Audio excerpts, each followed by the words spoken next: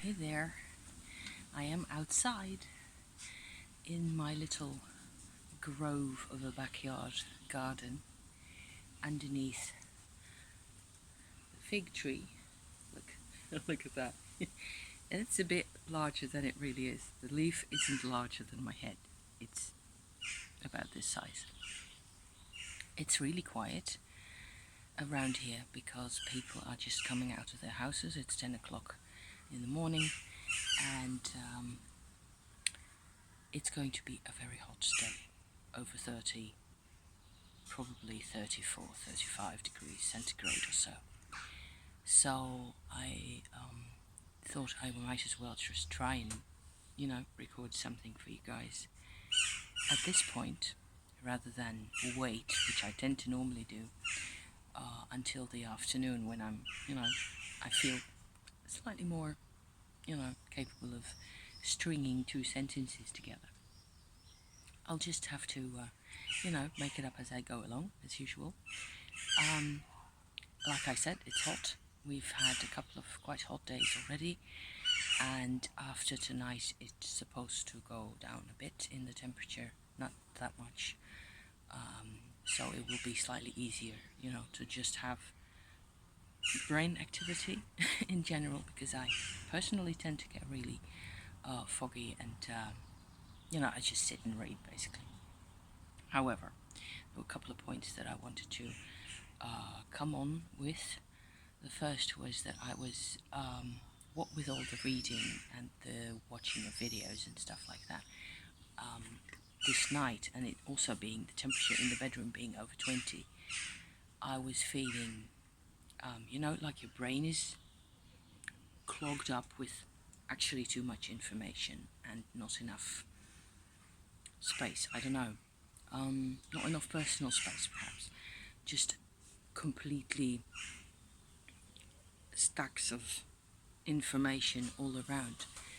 And I just wanted to share for a second that I actually enjoyed going back into my inner lodge again quite a bit, because it turned out that going back into that area for myself and sort of setting up this inner organization that I have now, which I will describe in a minute.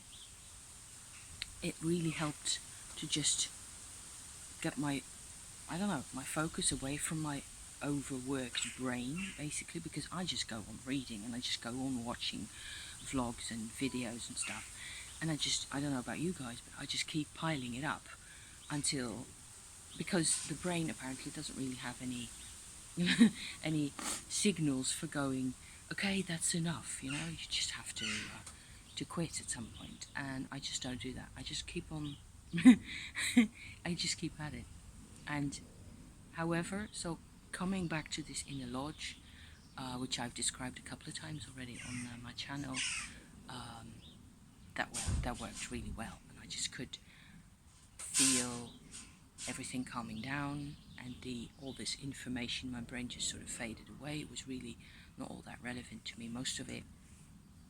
And I found that I actually have a rather simple setup for my inner lodge at the moment, where I am sitting. So just as a little reminder, the inner lodge is an sort of a visualization exercise that I do for myself, which is basically based around completion process type work, like Teal Swan has promoted that in her work, where you try to come into contact with parts of yourself that have been suppressed for a very long time. So that may be tough. However, what I've done, basically what I haven't really seen anybody else do, is I've sort of made this visualization where I am inside a little space which is completely safe and comfortable, and it's just me in there. So there are no outside influences, which means that what I'm actually visualizing is like a little lodge or a tent or a yurt or something like that, with a little fireplace in the middle, and around that seating, in, all facing towards the center, are just parts of myself, basically. So that may sound quite schizo, but it isn't, because it allows me to sit on one side and basically look at each and every aspect of myself that wants attention. And because they get attention, they're okay. So we don't get any, screaming at each other or fighting necessarily. It may be tense. Sometimes there are moments where it's tense, but normally, like yesterday or this night, really, it wasn't tense at all. It was just like, okay, wow, that's actually quite a relief to just have this setup where everybody's got their place. There's a place for every emotion, every memory, every tendency, every whatever you like to call those things, every perspective also. So, I thought that might actually be interesting for some people out there to have a look at again, or to, just hear me talk about this. Apparently you like to hear me talk. Thank you for that. So I had a bit of clearer organization in the setup of the group of perspectives that I had at that time, where I was sitting on this side where I'm always sitting, and there's like this idea of the entrance where everybody comes in at some point, wherever they have to come from, so out yonder. And actually sitting next to that entrance would be what I call now my Shakti energy. I would call this now my Shakti energy personality, even, because it's become, since it has been incorporated, and for more about the Shakti energy work, see in the channel, because lots of it, and there's even a playlist. I have incorporated, or I've managed to allow the Shakti energy to be incorporated in both my solar plexus area and my heart area, and that's still going, still developing, but that's helping a lot, and it's just allowing me to feel much more connected and also much more like myself, which is what it was all about. The whole process and the whole adventure was about developing a sense of self for me that isn't about being identified and loyal to, identified with other people, parents and things and stories and history and all that. And so apart, and yet also being integrated and being centered in an energy that's actually something that can't be taken away from me, which is what Shakti really is. It's there. You just have to make it, come into contact with. So, Shakti energy is right there across from me, across this, let's call it a little fireplace or a wood stove or whatever, something like that.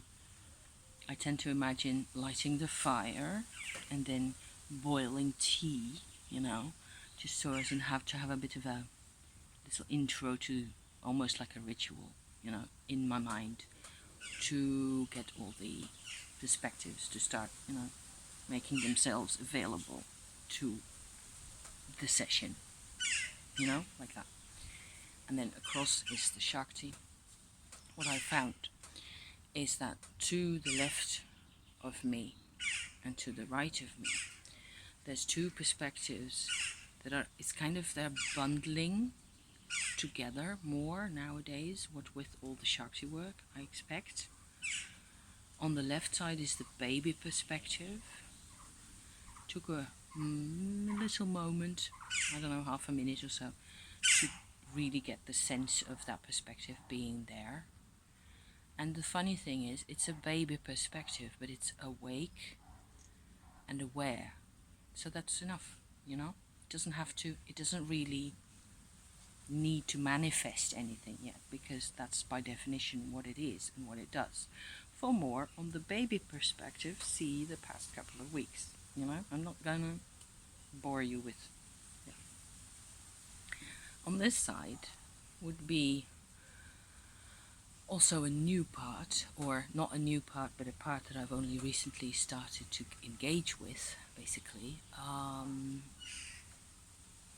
The part of me that is active in here, that has especially, not only, but especially the the sense of my past lives. So there's a lot more to them. And earlier, I suppose 2 months or so ago, or maybe 3 months by now, when I first got all this past lives revelations that I also published on my channel, I kind of invited these past selves from all those previous lives, whoever they were and whatever they actually did, to come into the lodge and sit over yonder on that side. So actually opposite this person, like so. So let me just I have to put everything really small for the camera to be able to see it. Okay, so there's another line going across the fireplace, like so. So this is the person who sees, who is actually sitting on the back row, right there. Yeah, so it isn't really completely me. I suppose I could shift my perspective to either side to see more of what it is that they see, but that's not what I was doing at that time. So there's two more over yonder, so opposite the baby perspective and opposite the past lives or heart chakra area, that I should say, which is actually over here. And they're actually almost like their dimensions, basically. They're old perspectives. So my old ways of coping with life, or not coping as was, are at, what would that be, 120 degrees from my position. Okay, over there to the left, the emotional side, that you tend to really go desperate really easily and just freak out and lose all the marbles, one by one, or all it together, and be helpless and abandoned and all that. So there's quite a deal of, there's a position for those emotions still, but it's not random and all over the place anymore. They are sort of bundled into one normal, for me, perspective. Okay, and on the other side, where the actual coping mechanism, so a lot of that will be talking and explaining, over explaining things and rationalizing, using my brain for whatever, whenever I feel the need to do that. And so a rationalist perspective, basically. And I'm finding this turns out altogether, if you see it, this whole setup from the, from an angle from above, it looks like an hexagon, something with 6 angles, like so, with me at the bottom and Shakti at the top, and so on. And it was just, after that I just fell asleep instantly, and I slept like a log for the rest of the night, hot or not. So I found that quite excellent. Oh yeah, I did have one crystal helper, and it was a lodolite. So the lodolite is a quartz crystal. I don't have it with me because it's still upstairs. It's about this big, and it tends to simmer down emotional reactivity, tendency to fight stuff and all that. It does that. So that helps as well, of course, together with, because if I don't myself do something with this energy and provide myself with some type of perspective, the crystal won't help. That's what I've found. I found that all the garnets and the rose quartzes and the celestials and all the rest of it can work for me best of all if I really am working with them. So consciously taking up a position, choosing, choosing to go on this side or rather go on that side, depending on whichever I need at the moment. So that was that. Okay, I hope I don't look too sleepy for you guys. I am kind of awake on the inside. I hope you can sort of tell from, the chat that I'm actually rather awake. I actually become more awake doing this also. So it's the heat, I like it. It's okay. And there's trees around. I'm in my little grove here with my trees and the wind's in my trees. I don't know if you can hear that. My cats are asleep. One is on the chair over yonder and one other is underneath the little yew bush over there. And yes, I wanted to show one more little development. I've been working a lot on the continuation of my Rose Oracle cards, and that's so exciting. Oh sheesh. I have in my hand here a set of 12, 15, 16, 26 cards in the new shape. So I used to already last year, I have shown a couple of times, made these this size, and these are slightly shorter than the new ones. These ones are very well finished. I think they've also got a coat of varnish, spray varnish, over the top of them. These are now more or less 2/3 finished, I think. So that's walking the maze in Chartres, in the church, in the 12th century church there, that I did last year, because that was a really extraordinary sort of a soul-searching exercise. It's beautiful. I can advise anybody to go and do something like that if you feel like it, because that's just extraordinary. What I did last Sunday, basically, I gave all these cards that are, this is an oak tree right here, either I filled in some areas with yellow ochre paint that I mixed up. That's a raven card. Has to do a lot with communication for me. That's a weird mushroom. This used to be just a drawing of in pen and ink. See, there's a mushroom. There's a little cup of an upside down mushroom growing on top of the wood of the other one. Isn't that weird? Yes, I think so. Because I used to have those in my neighborhood in autumn, in October. They used to grow there. I can't show them to you anymore because they cut it all down and they took away the tree and all that. There's another one that has just a layer. There's a part of a vlog about an oil painting also about this theme. It's about a dream that I had of a dark planet.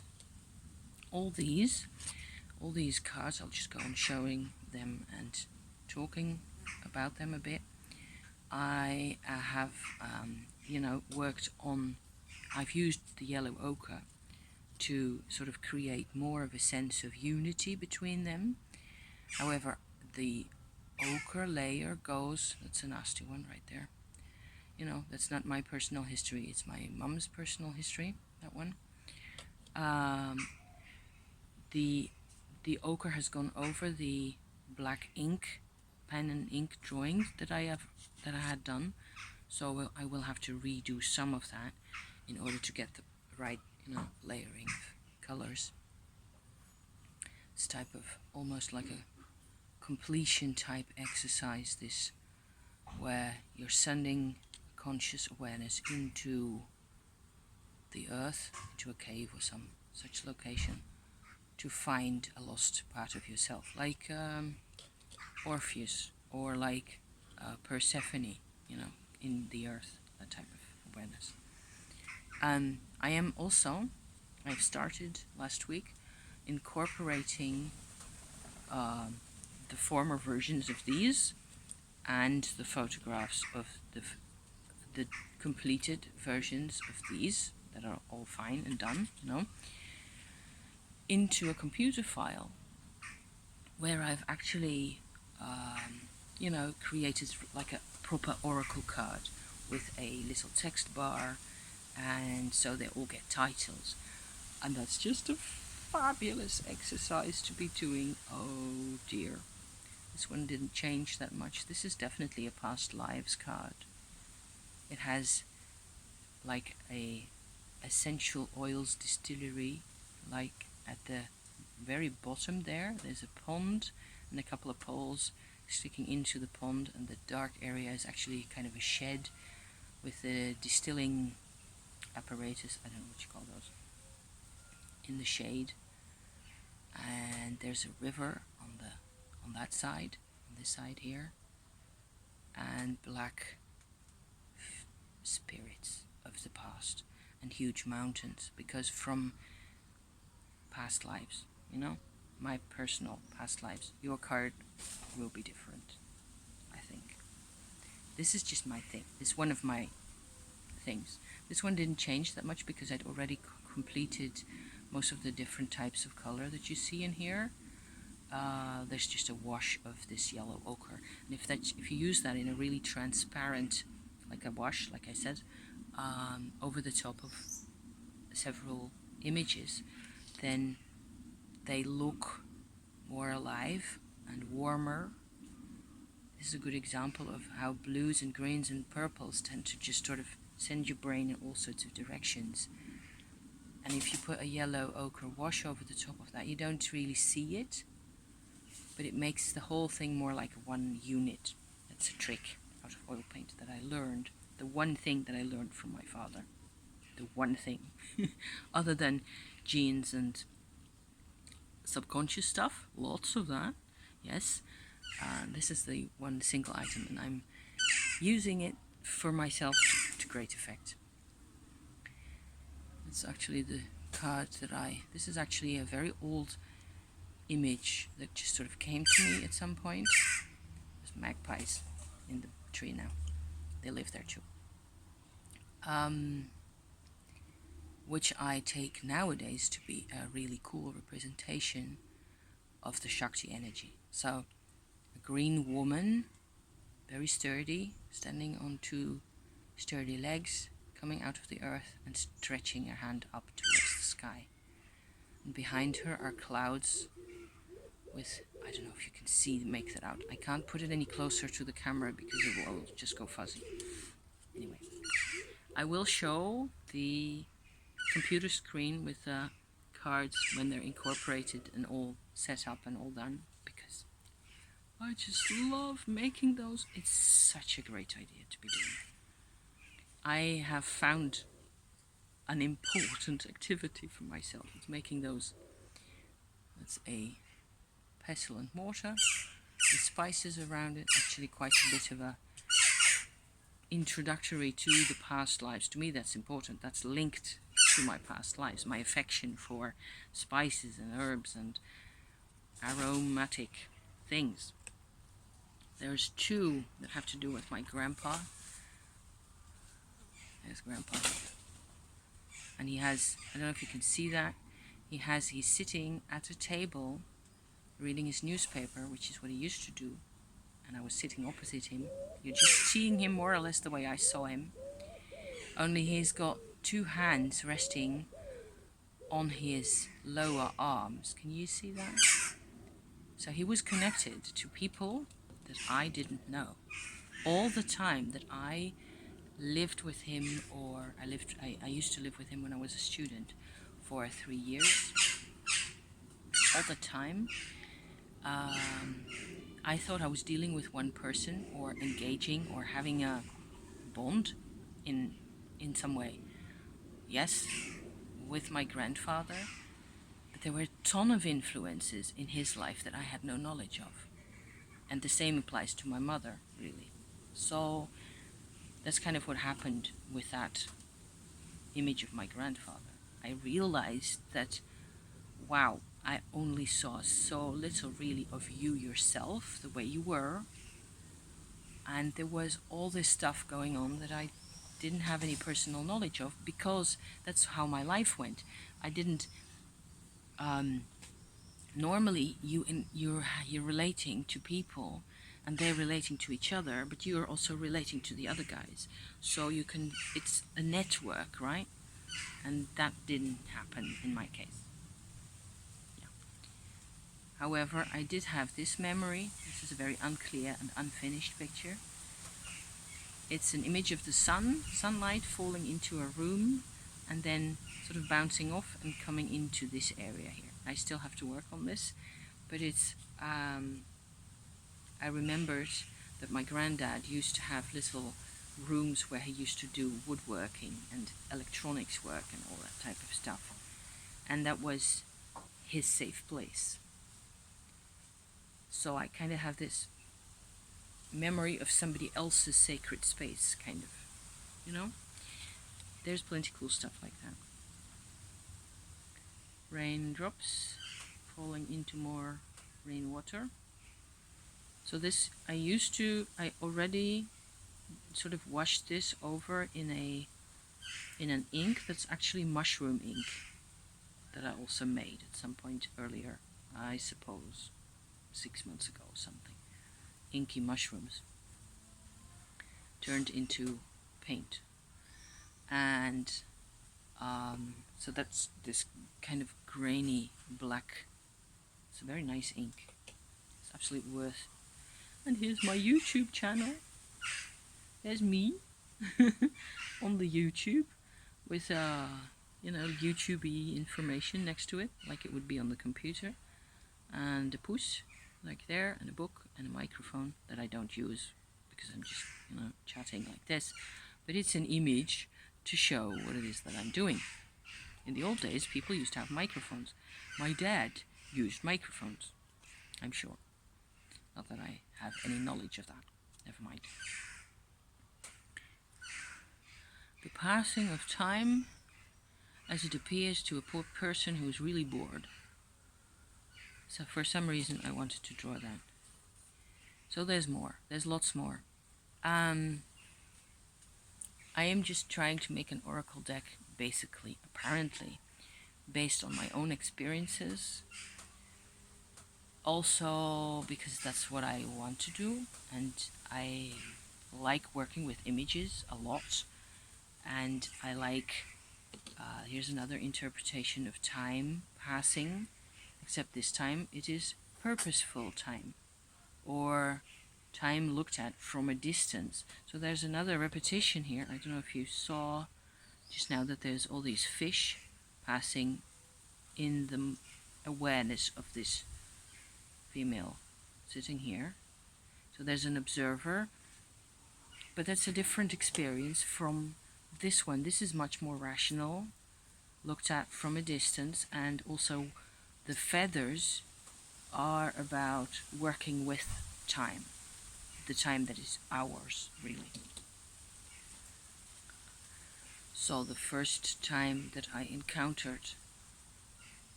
a soul part of myself that is really actually one of the most important cards. It doesn't look like much because there's no color to me. That's why it doesn't look like much. There's this grid in the middle, which is a symbol that I've used several times in the whole setup. It's like a grid in the floor that closes off a well or some other type of under a hole in the floor, a hole in the ground that has a lid on top of it, except it's a grid lid instead of a closed off. So you can see the daylight if you're underneath. And this is a symbol of where I first had a soul retrieval experience, which would set it all off, the whole endless. This is a very cheerful card. My flamingo. Yeah, everybody loves flamingos, don't we? Okay, there's a couple more. Let's just leave it at that. I'm working on these very happily, and I will make new photographs because I worked with the old ones where they were just drawings and sketches. I have cards that are completely finished. What I've done is I've downloaded a photograph of some Tibetan silk, woven silk, yellow with little characters in it, like little, I don't know, animal figurines like that, in red and white and green bits of, basically it's a yellow material, and I'm using that as a background, and then sort of positioning each image from a card on top of that in the right shape. And because these are shorter than these, see, they're a bit shorter, I can position them in a way that's slightly different, or make these, for example, slightly larger, so that you still get a nice card, right? And then there's sort of a caption at the bottom saying what it's supposed to mean, because I've found that working with just the images isn't accessible for other people, and I will want to publish this, I think, at some point. It may take me a couple of years yet to get it all done, because especially at this rate that I'm going at the moment, it's not going really fast, but I am enjoying every single step of the way, and it is almost like making your own oracle deck like this from your experiences. Of course it's a lot of work, because you have to sort of put into an image, put into words and an image, or both, something that's really personal and fairly new. And that's exactly why I am doing this, because I find that fascinating, what type of stuff I'm going to come up with. For example, there's this card here that I just took out just now. To me, this is an extremely sad card, because there's a little windmill at the top, can you see that? Of a hill, and there's swallows, and the windmill is called the Jerusalem Windmill, and it's at the top of a village that I used to live with my mother in, back in the days when I was an adolescent. And we came back there a couple of years ago, I don't know, 2014 I think it was, 5 years ago, in the summer, visiting, and my mother was long gone, of course. And by the time I got to this, we'd walked up this hill from this side, and just came out close to the windmill at the top of the hill. That was a walk that I had done a couple of times when I lived there, and never afterwards. So that was the first time, that I came at that exact place, out on that hill, with that windmill next to us. Only I realized my mother isn't there anymore.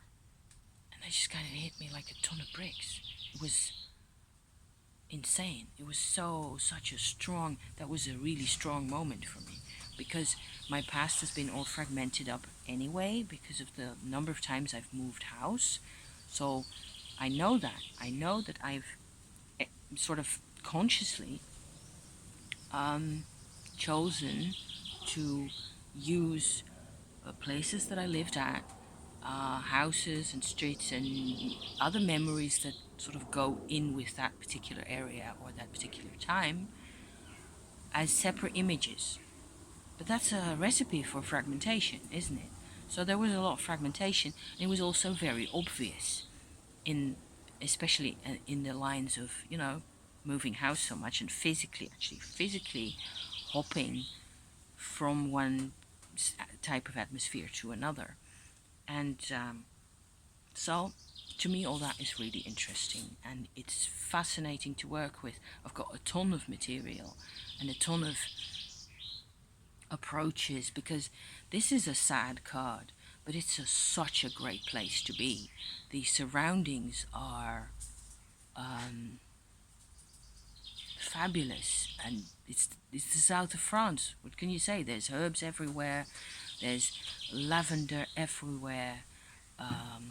In the springtime, the cherry trees in the orchards are blossoming, cypress trees, you name it. And there's markets oh, excellent markets and little coffee houses and stuff like that. You know, it's just the dream place to live in some to some extent.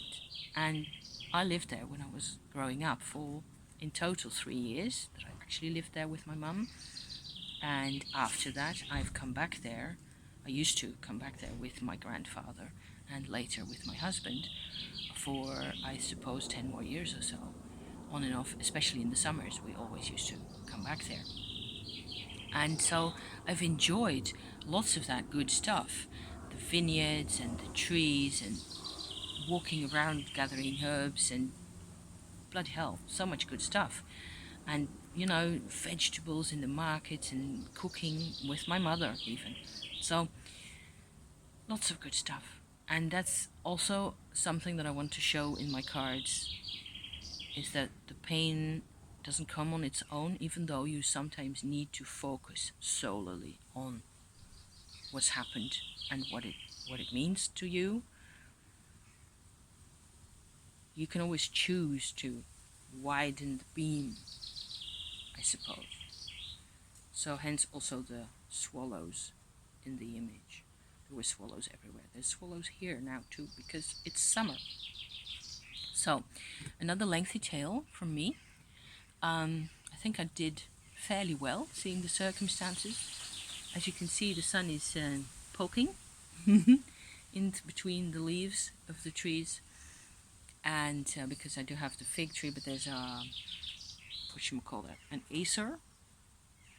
I think it's called an acer. Like a maple, but not the maple. Something like that. Behind the fig tree. So they're like this big bundle of branches and leaves. And especially in the summer, this is where I live. It's just pretty, you know. Let me show you, and then I'll close off for now. So there's me bins and me exit out of the yard. And there's the yew tree. Maybe you can even see little puss. And that's the house right there with the parasol. And because it's already steaming. And there's more figs. See my figs? I might make fig jam if they manage to ripen, which you won't be able to tell. It's full of figs. Tons of figs. Thank you so much for being here, you guys. Thank you, thank you. And I will see you again sometime soon. Okay? Bye-bye for now.